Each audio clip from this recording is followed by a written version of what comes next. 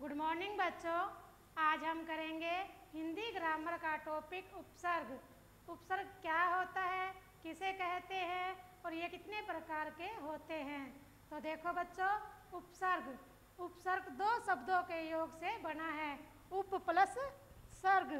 उप का अर्थ होता है पास यानी कि नज़दीक आना, और सर्ग का मतलब रचना करना, पास आकर नए शब्द की रचना करना। अर्थात उपसर्ग किसे कहते हैं। देखो इधर, वे शब्दांश जो शब्द के आगे यानी कि पहले लगकर उसके अर्थ में परिवर्तन यानी कि बदलाव ला देते हैं, उन्हें उपसर्ग कहते हैं। दोबारा देखो बच्चों, उपसर्ग किसे कहते हैं। वे शब्दांश जो शब्द के आगे लगकर उसके अर्थ में परिवर्तन कर देते हैं, उन्हें उपसर्ग कहते हैं। जैसे सु प्लस पुत्र। सु क्या है, उपसर्ग, और पुत्र है मूल शब्द। पुत्र के आगे सु जो है क्या लगा है, एक शब्दांश यानी कि किसी शब्द का एक अंश लग गया, उसे क्या कहते थे हम, उपसर्ग। यानी कि सु प्लस पुत्र, तो क्या बना ये, सुपुत्र। सु का मतलब अच्छा, इसका मतलब हुआ अच्छा पुत्र। इसी प्रकार देखो, आ प्लस हार। हार का मतलब क्या होता है, हारना या कोई माला। जब इस शब्द के आगे, इस मूल शब्द के आगे हमने आ उपसर्ग लगाया, तो इसके पूरे अर्थ में परिवर्तन आ चुका है। मतलब आहार। आहार क्या होता है, भोजन। तो बच्चों, वे शब्दांश जो किसी शब्द के आगे लगकर उसके अर्थ में परिवर्तन कर देते हैं, उन्हें उपसर्ग कहते हैं। जैसे अब देखो उपसर्ग के प्रकार।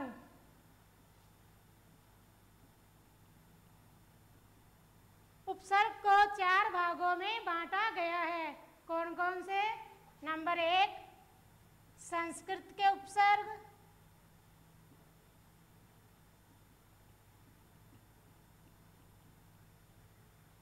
2 नंबर हिंदी के उपसर्ग,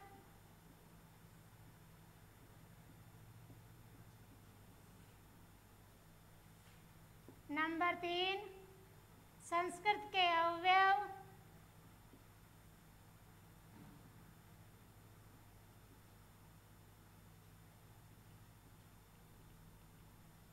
और 4 उर्दू के उपसर्ग।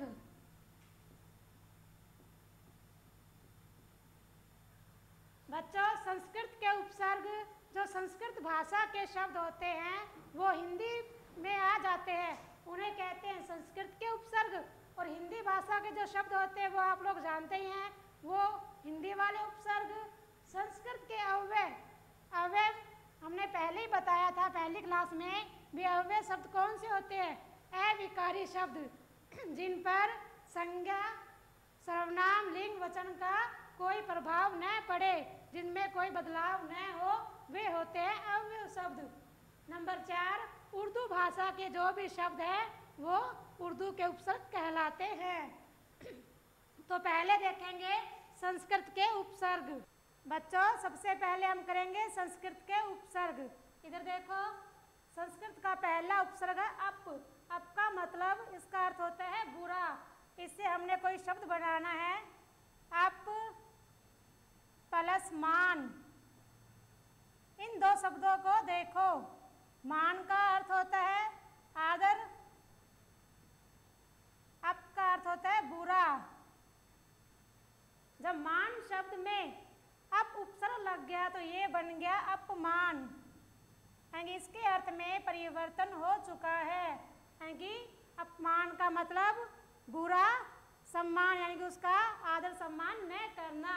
इसी प्रकार उप, उप का अर्थ होता है छोटा।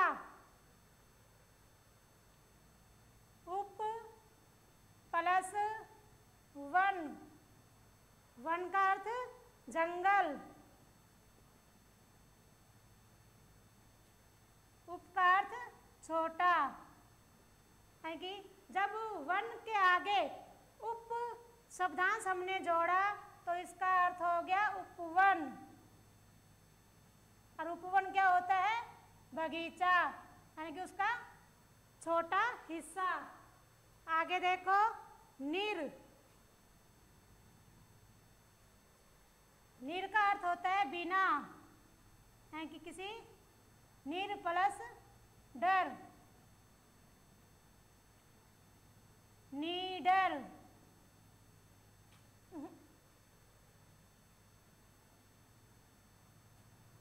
गलत होगी, निकालो।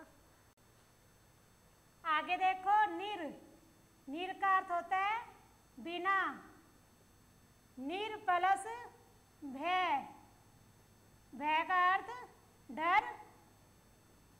और जब ये निर उपसर्ग इसमें लग गया तो ये बना निर्भय,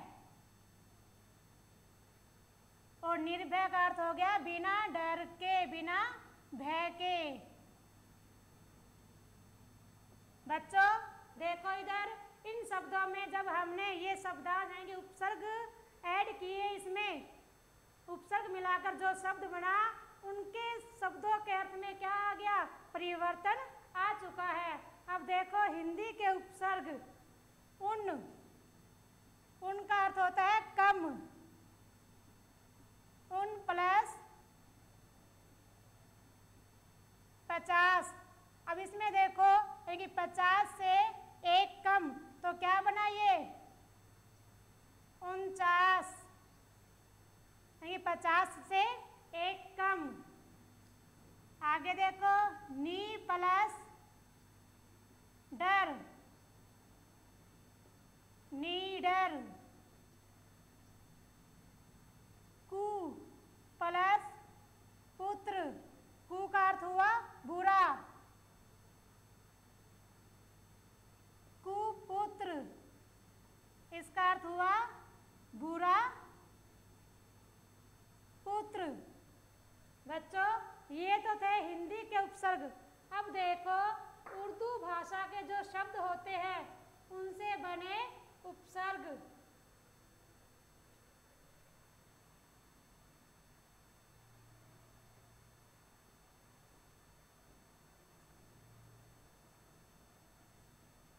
उर्दू भाषा के शब्दों से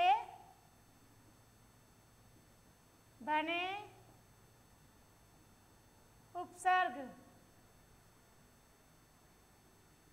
बे प्लस दखल,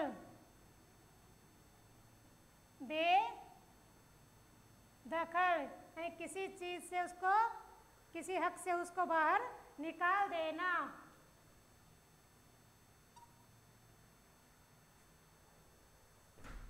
बच्चों ये है उर्दू भाषा के शब्दों से बने उपसर्ग।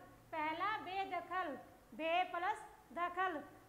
जो ये बे उपसर्ग लगाकर शब्द बने हैं, ये शब्द हमें मिला है उर्दू भाषा का शब्द। और जब उर्दू भाषा कोई शब्द मिले तो वो कहलाते हैं उर्दू भाषा से बने उपसर्ग। आगे देखो, कम प्लस जोर, यानी कि कमजोर। अब कमजोर जो शब्द है ये भी क्या है? उर्दू भाषा का ही शब्द है। ना समझ, ना प्लस समझ, ये भी क्या है? उर्दू भाषा का ये शब्द है। अर्थात ऐसे उपसर्ग जिनके योग से कोई शब्द बने, यानी कि जो उर्दू भाषा का शब्द बने, वो कहलाते हैं उर्दू भाषा के उपसर्ग। आगे देखो, संस्कृत के अवयव। अवयव वही शब्द होते हैं जिनमें कोई परिवर्तन नहीं होता, चाहे वो संज्ञा, सर्वनाम, लिंग, वचन, जिनके कारण कोई परिवर्तन ना हो, ऐसे शब्द कहलाते हैं अवयव। पहला है सह। सह शब्द का अर्थ होता है साथ। तो जब सह उपसर्ग लगा, सह प्लस पाठी, तो क्या बना इसका? सहपाठी, यानी कि साथ पढ़ने वाला। स्व मतलब अपना, स्व प्लस देश, स्वदेश, यानी कि अपना देश। तो बच्चों ये तो थे हमारे उपसर्ग। उपसर्ग वे शब्दांश जो शब्दों के आगे लगकर उसके अर्थ में परिवर्तन कर देते हैं, उन्हें उपसर्ग कहते हैं। उपसर्ग के प्रकार कितने थे? 4 प्रकार। हिंदी के उपसर्ग, संस्कृत भाषा के उपसर्ग, उर्दू भाषा के उपसर्ग और संस्कृत भाषा के अवयव से बने उपसर्ग। तो ये तो उपसर्ग के 4 प्रकार। बच्चों ऐसे ही कुछ एग्जाम्पल आपको दिए जाएंगे, तो आप उन शब्दों को जोड़कर उनका अर्थ लिखकर उनका प्रयोग अच्छी तरह करना। धन्यवाद।